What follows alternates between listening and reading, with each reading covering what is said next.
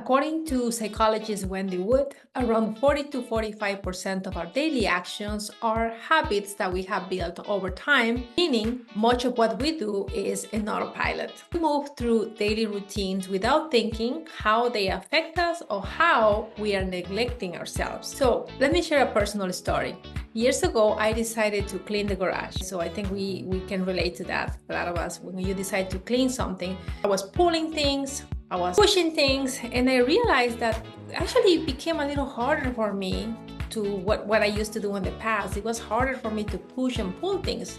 They seemed heavier. And then I realized that I have been neglecting my exercise on my upper body for a long time. And that's how I guess I lost my upper body strength. That was declining. So my question was, when this happened, that means I have been living in autopilot. All this time, I've been just living without realizing I was losing upper body strength. At that point, I realized that I had to do something. Either continue just being like that, and maybe the next time I had to do some cleaning, I just had to get some extra people to help me to push things, which is not a bad thing, but sometimes you don't have those people around. Just like to do something and create some type of workout that will help me to build my upper body strength. So those were the two choices that I had in front of me. So I decided to create a plan, build up my muscle. How can you do that, right? That's the question. Is like, okay, we realize something is wrong, and how we do that? All of us have something very powerful that is always waiting for us to use it, and that is willpower. The moment that we decide to do a change, we have to pull out from that willpower. Willpower will give us the extra push that we need to start something. Today, I want to talk about how we can use mindful willpower to identify habits that are draining us, free from autopilot, and make positive, lasting changes like I did. Just like the experience I share with you, I have other experiences that I want to share so you can realize that a lot of times we are in autopilot. Doesn't matter who it is. 40 to 45%, that's a big percentage. So that means most of us actually live in autopilot. Years ago, I transitioned from a job that required me to move all day long. So think about somebody that just go around, checks everything, moves. So I was moving all day long.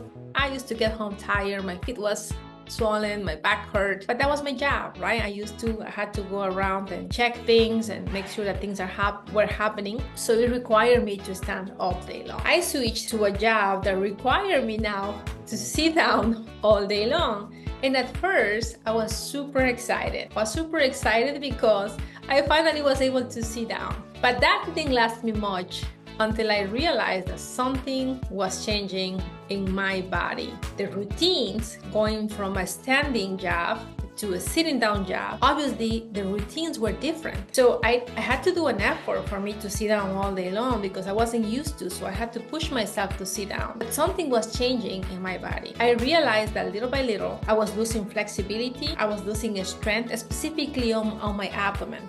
I didn't realize that until I started feeling uncomfortable. When I realized that, I tried different things because my energy level also, I forgot to mention, but my energy level also was going down. Suddenly I was trying to run outside for like a few minutes, and minute 2, I was tired. So my energy levels were dipping, my flexibility was going down. I didn't feel the same. The energy level were. So what I decided to do was just take a break every 90 minutes. Because it has been proven on research that you should give yourself a break every 90 minutes to reset. So I decided to take that research and apply it and take a break for 15 minutes. So I will stop out of my desk.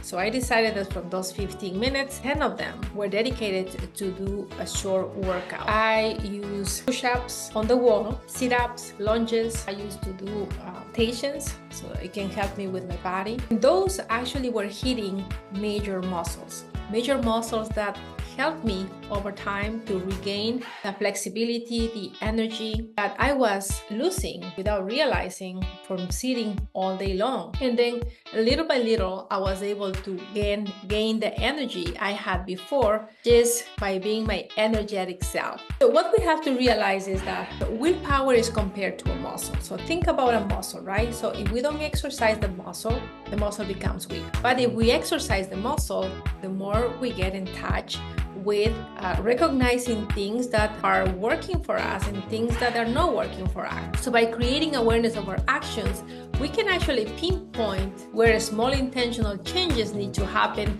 just like I did with my energy levels. Years ago, I was going to school and working full-time. And you know that the day only has 24 hours, but somehow I managed to do that.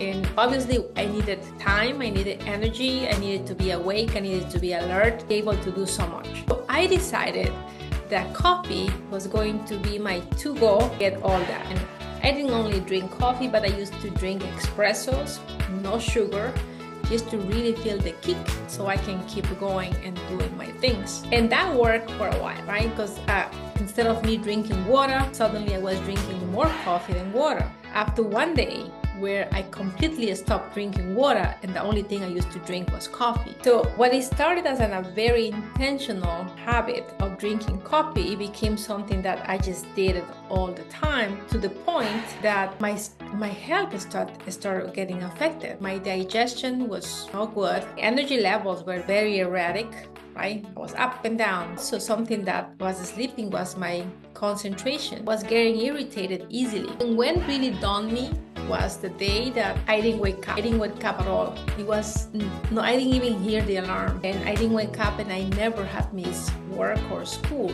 But that day, my body decided to rest. And it didn't matter how much coffee I had. It was just, you need to rest. Until I was able to hear from a distance, like ring, like I opened my eyes. I had no idea where I was, what day it was. Just pick up the phone and I say hello. And he says, Marsha, you were supposed to be here to open the store. That's when it was a huge awakening for me, realizing that my body was exhausted, dehydrated, and it really needed to rest. At that moment was a breaking moment in my life. And I realized that something that I love, coffee I love, I took that to an extent where it was actually affecting my health without realizing. And I was avoiding things that were important, like water. So when you become into a habit like I did with coffee, it was going to be really hard for me to break it, but I needed to make that decision. And I mindfully pushed into willpower, and I made those small intentions. So instead of drinking, I don't even want to share with you how many cups of coffee I was drinking a day, but I really needed to drink water every single day, in the morning, starting in the morning or any time on the day. And that helped me to actually do a big change in my life. You know, what is one habit or something that you intentionally decided to start in your life, and how that is actually helping you or draining you? Because that can be the case, that maybe you are doing something that is really helping you. And that is great. Continue doing that. If you realize that something is actually not helping you, think about this, right? Think about what small actions can you start working on today to start creating a healthier habit. Don't live in autopilot. We want to come out of autopilot if that is not working for us. A few years ago, I worked in a place where I had to supervise a lot of people. And one of my employees was struggling with consistently in promoting a particular product. So part of my job was to observe and ensure that that was done correctly. And I noticed that she was only offering this specific product to people around her age, and she was avoiding other customers altogether. When we debriefed, she shared that her inconsistency stemmed from a fear of rejection. She was more comfortable relating to her people on her age than other customers because she was afraid of rejection. So after we come up to an agreement, we decided to do something. I just want to pause for a second and just want you to notice something that started for her as trying to get comfortable, right? And she started with her people around her age, sharing the product, being comfortable. It developed to a habit where she became selective. She became selective and she was no longer comfortable sharing the product with other customers. And that was affecting her performance. That was affecting the overall experience of the store, the customer experience. So we decided that she will have a pitch and she will practice with different peers, age groups in the branch so she can become comfortable, so she can gain that trust. Over time, she did. She actually was offering the product to every single customer. Obviously, her performance improved, the customer experience of the store as well. So that was a good thing that happened. But she really needed to pull into her willpower to make an effort to change that, to change the mentality where she already set herself being an autopilot, that offering customers,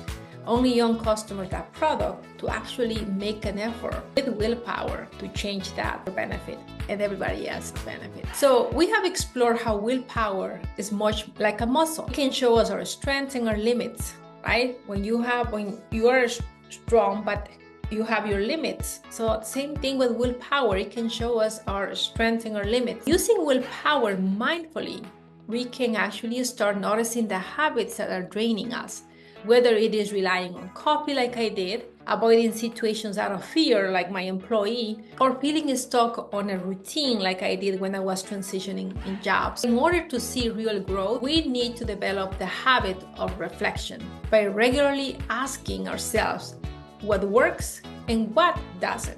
So ask yourself that question all the time, at the end of the day, after you finish work, after you finish school, after you finish doing anything. What works and what doesn't work? What is helping me?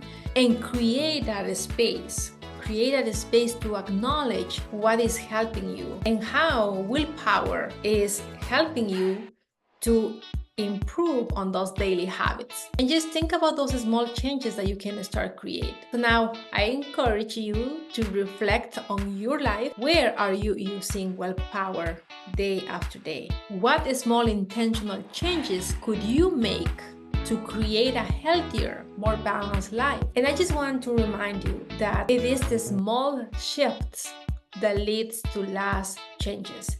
It is the small actions that will help you to create big impact in your life. So thank you for watching, and I hope this helps us to transform our lives.